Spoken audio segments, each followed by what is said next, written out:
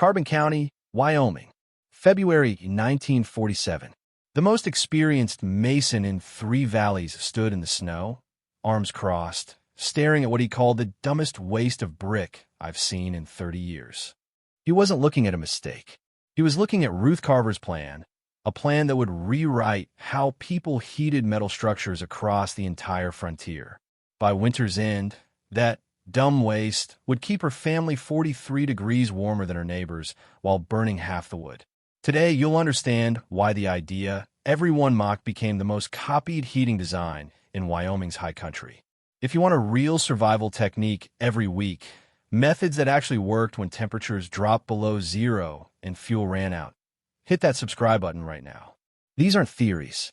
These are solutions tested by crisis, proven by thermometers, and validated by people who had no choice but to get it right.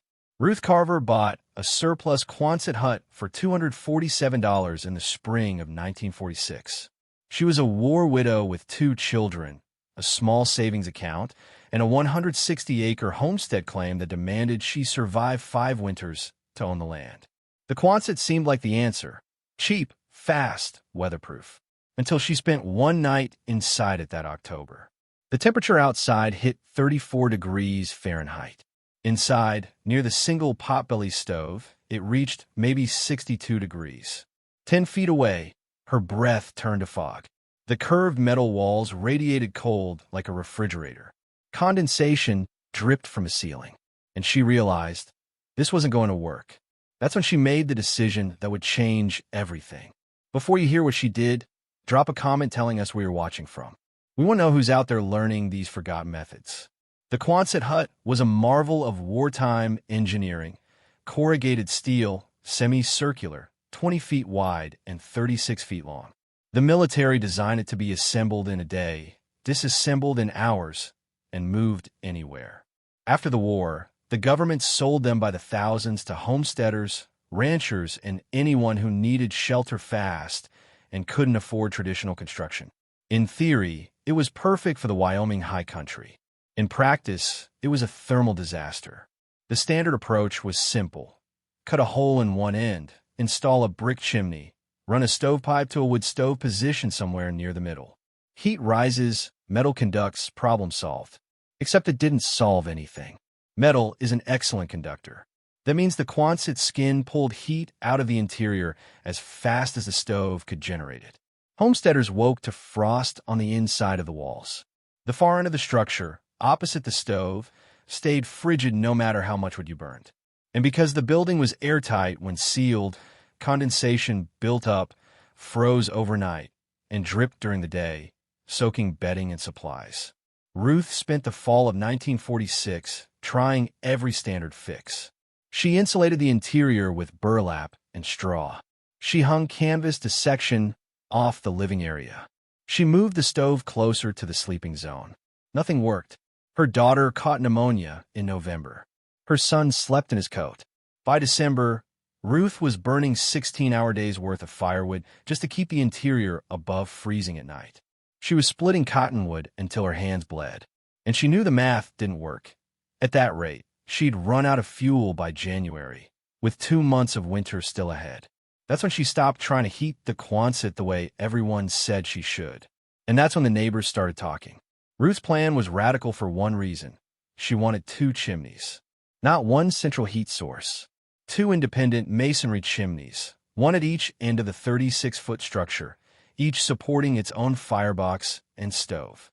The idea came from necessity, not genius. She needed redundancy. If one fire went out, the other kept the space livable. She needed distributed heat. The Quonset was too long for a single stove to cover. And she needed thermal mass, something to store warmth and release it slowly after the fire died. 2 chimneys meant 2 zones of radiant heat. 2 masses of brick absorbing energy all day and radiating it all night. 2 chances to survive if it ran low or weather turned deadly. It also meant double the labor, double the materials, and double the points where water could leak through the metal roof. Her neighbors thought she'd lost her mind. Ruth designed the system herself, sketching on butcher paper at her kitchen table. Each chimney would be built from local sandstone and red clay brick, materials she could source cheaply from a quarry 15 miles south. Each chimney would rise 18 feet, penetrating the Quonset's curved roof at reinforced steel collars to prevent leaks. Each would support an iron firebox at ground level, with a cast iron stove positioned in front for cooking and additional radiant heat. The chimneys would be positioned 12 feet from each end of the structure, creating two thermal zones with a cooler central area for storage. She calculated, based on rough estimates and advice from a retired railroad engineer, that each chimney would contain approximately 1,400 pounds of masonry. That mass would heat slowly during the day as the fires burned, then release warmth for hours after the flames died. She planned for cross-ventilation between the two heat sources, allowing warm air to circulate naturally. She designed independent dampers so each fire could be controlled separately, one burning hot for cooking, the other smoldering for overnight heat. And she insisted on proper clearances, 10 inches of non-combustible backing between the fireboxes and any wooden furniture, 6 inches between the stovepipes and the metal ceiling. On paper, it was sound. In practice, it terrified the local builders. The objections came fast and loud. An experienced stone mason named Donald Pritchett told her flat out it was dangerous. "You're putting two fire sources in a metal box," he said. "One spark in the wrong place, and that whole structure goes up. You'll trap yourself inside." A carpenter who'd built half the homesteads in the valley called it wasteful. "Heat rises," he said. "You're fighting basic physics. Centralize the fire, insulate better, save yourself the money and labor." The owner of the lumber yard questioned the structural integrity. "You're cutting two holes in that roof. Two spots for water to get in. Two spots for wind to pry up the metal. That Quonset will rust out in 2 years, and you'll have nothing." But the worst criticism wasn't about safety or efficiency. It was about her. "A woman doesn't understand heat dynamics," Pritchett said within earshot of a dozen people at the general store. "She's trying to prove something instead of being practical." That's pride, not planning. Another neighbor called the design a warehouse setup, not a home. Someone else said Ruth was playing builder instead of acting like a mother. The unspoken message was clear. She was stepping outside her role, ignoring the advice of men who knew better, and risking her children's safety for the sake of stubbornness. Ruth didn't argue. She just kept building. She poured the footings in January 1947, mixing concrete by hand in sub-zero temperatures. She laid the sandstone base courses herself, checking level with a water-filled glass bottle.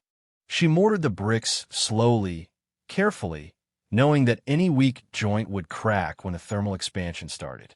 By early February, both chimneys were finished. The fireboxes were installed. The stovepipes were sealed. And Ruth lit both fires for the first time on February 9th, 1947, the coldest day of the year. Outside, the temperature read 6 degrees Fahrenheit. Inside, within 3 hours, it hit 61 degrees near the east chimney and 58 degrees near the west. The center of the structure, 20 feet from either fire, stayed at 52 degrees. Cold but livable, and more importantly, stable. Ruth's children slept without coats that night for the first time in months. But the real test hadn't come yet. The real test came 12 days later. Before the winter proved her right, Ruth had to endure being publicly wrong, at least in the eyes of Carbon County's building authorities and self-appointed experts. Donald Pritchett wasn't just a mason. He was the man who'd built the church, the schoolhouse, and the bank. When he said something was unsafe, people listened. And he said Ruth's design was unsafe often and loudly. "That'll rust out in 2 years," he told anyone who'd listen. "She's got 2 penetrations in that metal roof, 2 spots where moisture collects, 2 chimneys pulling different drafts. The whole thing will corrode from the inside out. Mark my words, she'll be tearing it down by 1950. Another builder, a man named Eugene Hoff, who specialized in ranch construction, focused on efficiency. "She's creating double the maintenance," he said. 2 chimneys to clean, 2 fireboxes to tend, 2 dampers to manage. And for what? You don't need 2 heat sources in a 36-foot building. That's not engineering. That's paranoia. Then came the physics argument. A retired schoolteacher named Mr. Ventura, who fancied himself an amateur scientist, explained to a crowd at the post office why Ruth's plan defied logic. Heat rises, he said. It doesn't move horizontally. She's trying to push warm air across 30 feet of space with nothing but convection. She'd be better off with one big stove in the center and proper ductwork. She's fighting nature. But the technical criticisms were just the surface. Underneath, the real issue was gender and propriety. A woman doesn't understand heat dynamics, Pritchett had said. He didn't say it privately. He said it at the general store, with Ruth's neighbors listening. He said it again at the cattlemen's meeting.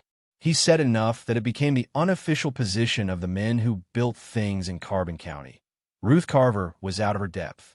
Other comments were more personal. A ranch wife named Ida Folkestone told people Ruth was trying to show up the men instead of asking for help. Another neighbor said the Quonset looked like a factory, not a home, certainly not a place to raise children. Someone, Ruth never learned who, started a rumor that she was using her children's inheritance money to build a monument to her own pride, instead of remarrying and finding a man who could build properly. The criticism followed a pattern. If a man built something unconventional and it failed, he made an honest mistake. If Ruth built something unconventional and it failed, she'd ignored good advice and endangered her family. The margin for error was zero. Ruth heard it all. She didn't respond. She didn't defend herself at church or argue at the store. She just kept splitting wood, tending both fires, and recording temperatures in a small notebook she kept by the door. February 9th, outside 6 degrees Fahrenheit. Inside East Zone, 61 degrees. Inside West Zone, 58 degrees. February 12th, outside 14 degrees Fahrenheit. Inside East Zone, 64 degrees. Inside West Zone, 63 degrees. February 18th, outside -2 degrees Fahrenheit. Inside East Zone, 59 degrees. Inside West Zone, 57 degrees. The numbers were good, but they weren't dramatic. The system worked, but it hadn't been tested by real crisis.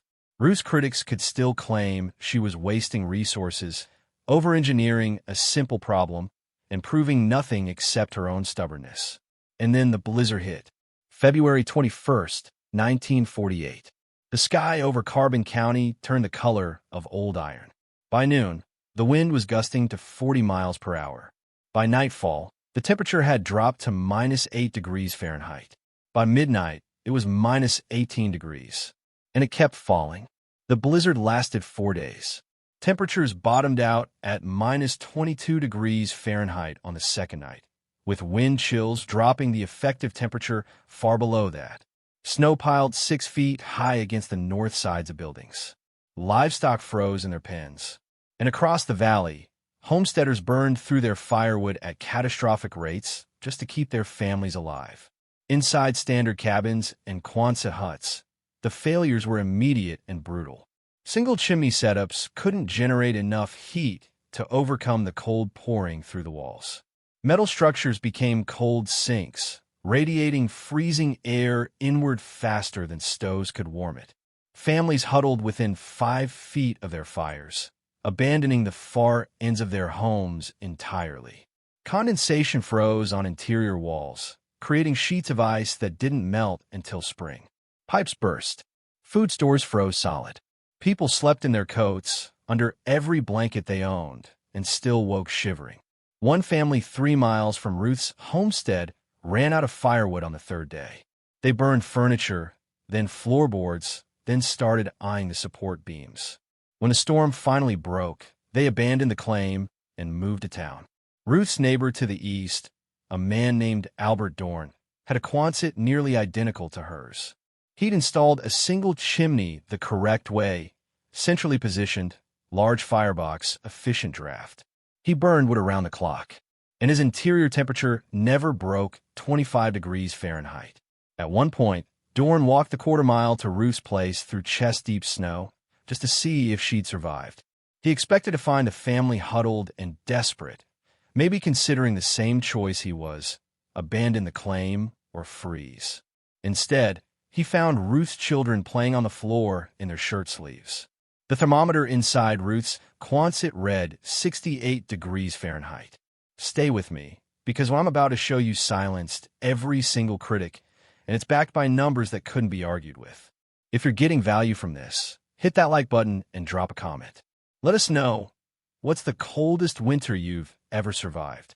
And if you haven't subscribed yet, do it now, because next week we're covering another frontier heating method that modern engineers said was impossible until it saved lives during the worst freeze in Montana history. Ruth's two-chimney system didn't just work. It dominated. Both fires have been burning steadily since the storm began, but Ruth wasn't stoking them frantically. She was feeding each firebox every 4 to 5 hours, a sustainable pace. The thermal mass in each chimney was doing exactly what she designed it to do, absorbing heat during the burn, releasing it slowly between cycles. The east chimney, positioned near the sleeping area, held its warmth all night.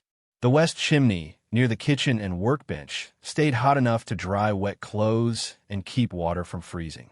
In the center of the structure, the cool zone Ruth had planned for storage stayed at a steady 54 degrees Fahrenheit, cold enough to preserve food, warm enough to prevent freezing. Albert Dorn stood in that Quonset for 20 minutes, just feeling the heat. Then he asked Ruth a single question. How much wood are you burning? Ruth showed him her log. In the 4 days since the blizzard started, she'd burned through approximately 1.5 cords of wood. Dorn, in the same period, had burned nearly 3 cords, and his family was still freezing. The math was undeniable. Ruth was burning 40% less fuel and maintaining a temperature 43 degrees higher than comparable structures. When the storm finally broke on February 25th, the news spread fast. The numbers told a story that no amount of skepticism could erase. When Albert Dorn returned home that day, he brought a thermometer with him, a glass alcohol thermometer he'd used for years to track barn temperatures. He wanted proof. He wanted to see if what he'd felt inside Ruth Quonset was real or just a trick of perception, a momentary pocket of warmth that would vanish as soon as the fires banked. It wasn't a trick. Over the next 3 days, as the valley dug out from the blizzard, Dorn kept records. Ruth did the same. And when they compared notes at the general store the following week, the data was impossible to ignore. Ruth's interior temperature during the coldest night of the storm, 68 degrees Fahrenheit in the east zone, 65 degrees Fahrenheit in the west zone, 54 degrees Fahrenheit in the central storage area. Albert's interior temperature during that same night, 25 degrees Fahrenheit near his stove, 18 degrees Fahrenheit at the far end of his Quonset. The difference was 43 degrees in the warmest zones, 43 degrees separating survivable comfort from borderline hypothermia. But temperature was only part of the story. The real revelation was in fuel consumption and heat retention. Ruth burned approximately 1.5 cords of split cottonwood during the 4-day storm, roughly 3/8 of a cord per day. Albert, burning continuously in a single centralized stove, consumed nearly 3 full cords in the same period. That meant Ruth was using roughly 50% of the wood Albert required, while maintaining an interior temperature nearly 3 times warmer. The thermal mass made the difference measurable in another way: heat retention after the fire died. On the morning of February 26th, Ruth let both fires burn out completely at sunrise. She wanted to see how long the residual heat would last. She recorded the temperature every hour. At 6 a.m., when the last coals faded, the interior read 66 degrees Fahrenheit. By 9 a.m., it had dropped to 61 degrees Fahrenheit. By noon, it was 58 degrees Fahrenheit. By 3 p.m., 9 hours after the fires died, the temperature was still 53 degrees Fahrenheit, and it didn't drop below freezing until nearly 5 p.m., a full 11 hours after the last flame went out. Albert's Quonset, by comparison, dropped below freezing within 3 hours of his fire dying. Without active combustion, the metal structure had nothing to hold the heat. It radiated cold as efficiently as it had radiated heat loss during the storm. The math was emphatic. 2,800 pounds of sandstone and brick, heated slowly over the course of a day, released warmth long into the night. The dual chimney system wasn't just redundant. It was a thermal battery, storing energy and dispensing it exactly when it was needed most. There was another detail that surprised even Ruth. The two-chimney setup eliminated condensation almost entirely. In single-stove Quonsets, warm air rose to the ceiling, cooled against the metal skin, and condensed into water that dripped back down or froze into sheets of interior ice.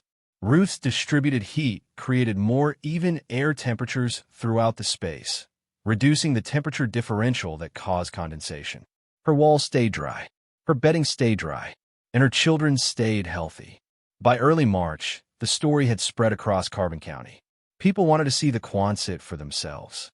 Ruth opened her door to neighbors, builders, and curiosity seekers.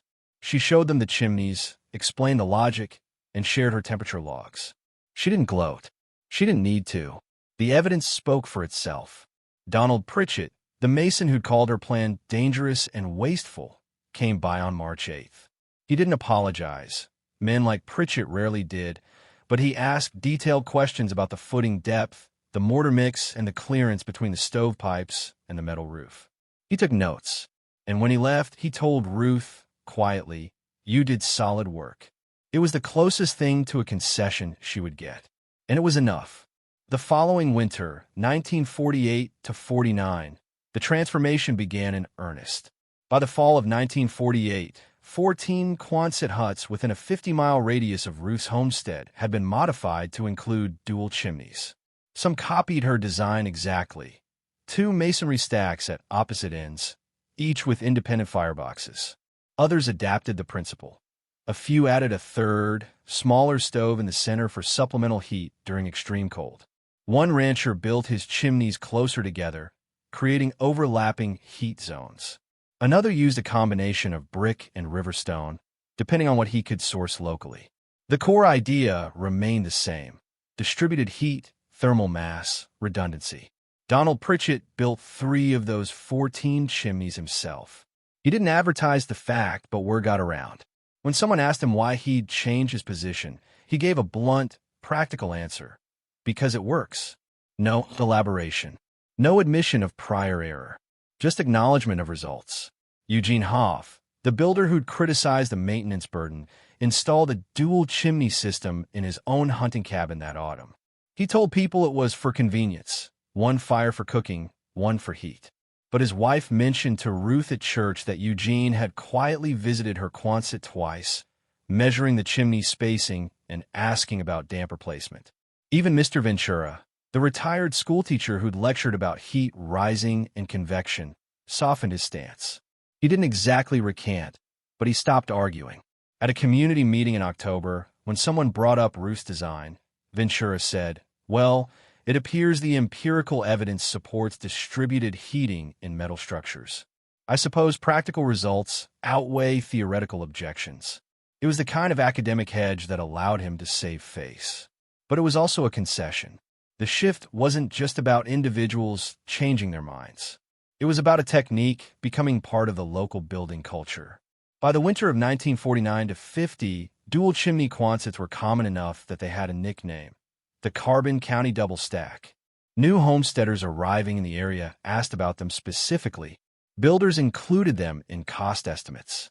And the local quarry started offering pre-cut sandstone chimney kits, sized specifically for Quonset installations.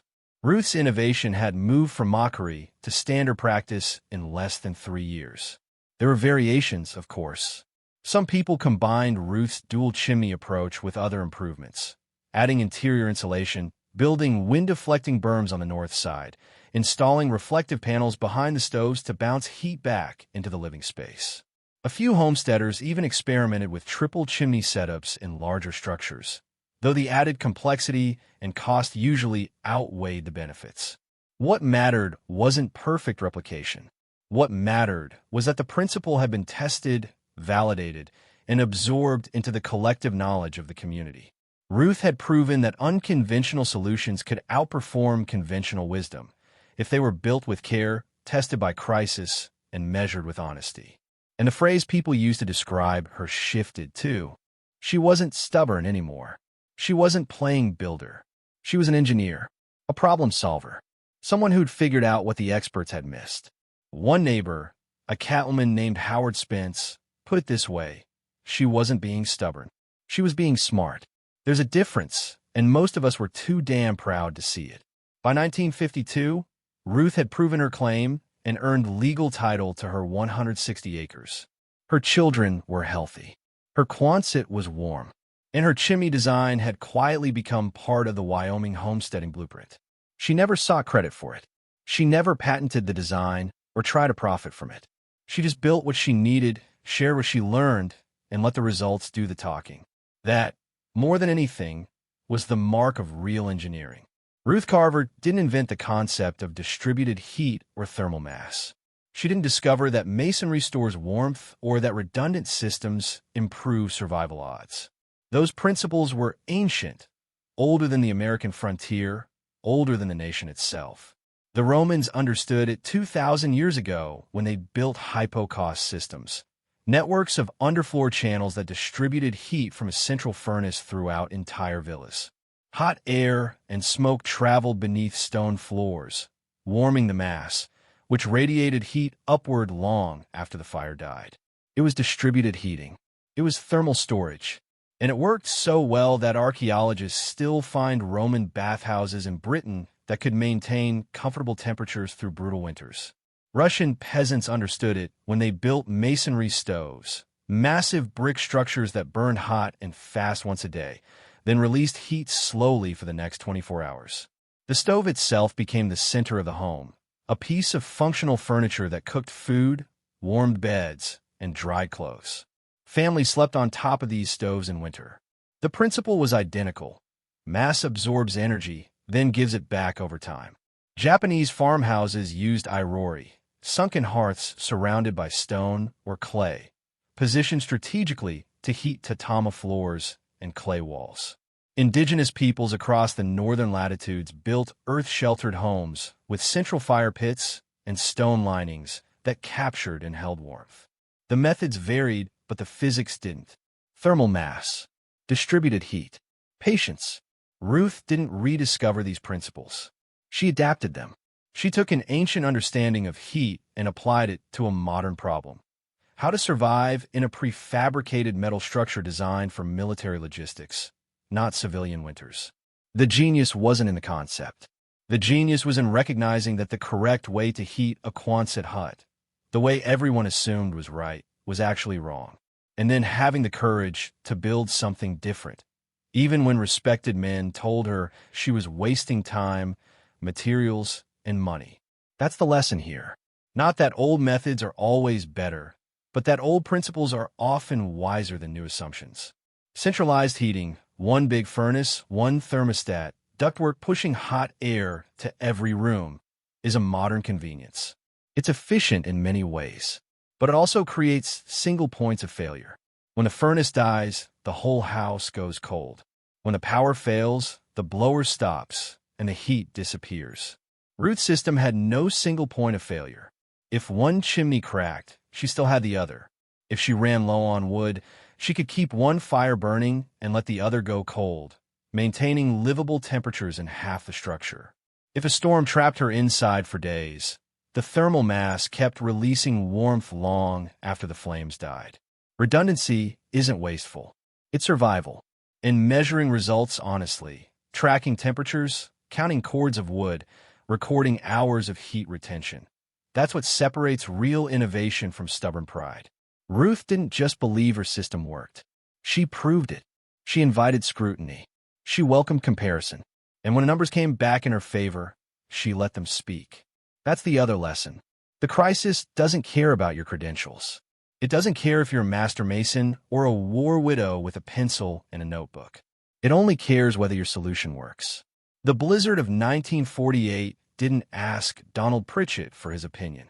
It tested every structure in Carbon County equally. And the ones that survived best were the ones built on sound principles, regardless of who built them. Ruth proved that practical wisdom beats theoretical certainty. She proved that unconventional doesn't mean wrong. And she proved that if you build with care, measure with honesty, and test through crisis, the results will validate you. even if the authorities never apologize. Her Quonset hut still stands, by the way. It's been modified over the decades. Insulated, re-roofed, fitted with modern windows, but the two chimneys are still there. Both of them, still functional, still radiating warmth on cold Wyoming nights. And if you drive through Carbon County in winter, you'll still see double-stack Quonsets scattered across the high country, descendants of a design that started with one woman who refused to freeze just because everyone said she was doing it wrong. So here's the question for you. Which part of Ruth's solution would you apply to your own situation today? Distributed systems instead of single points of failure? Thermal mass instead of constant fuel consumption? Honest measurement instead of assumptions? Or just the willingness to build something different when the standard approach isn't working? Drop a comment and let us know. Tell us where you're watching from and what the coldest winter you've ever survived was. We read every single comment, and your experiences help shape the stories we tell. If this video gave you something useful, a principle you can apply, a technique worth remembering, or just respect for the people who figured this stuff out when their lives depended on it, hit that like button. Share this with someone who's into off-grid living, historical engineering, or just smart problem solving. And if you haven't subscribed yet, do it now. Next week, we're covering a dugout shelter design from the Dakota Territory that stayed warm without any chimney at all. A method so counterintuitive that modern builders called it impossible, until archaeologists found 40-year-old structures still standing with internal temperatures 20 degrees above freezing in the dead of winter. These techniques aren't lost. They're just forgotten. And we're bringing them back, one story at a time. Thanks for watching. Stay warm. And remember, sometimes the best way forward is to look back and see what actually worked. Educational note. This video presents historically inspired reconstructions for educational and storytelling purposes. Characters, names, and specific events are fictional, while the techniques, concepts, and principles discussed are based on real historical practices and well-established physical or practical knowledge. Any modern application should be evaluated according to current standards, safety guidelines, and applicable laws or regulations. This content is educational in nature and does not constitute professional, technical, or legal advice.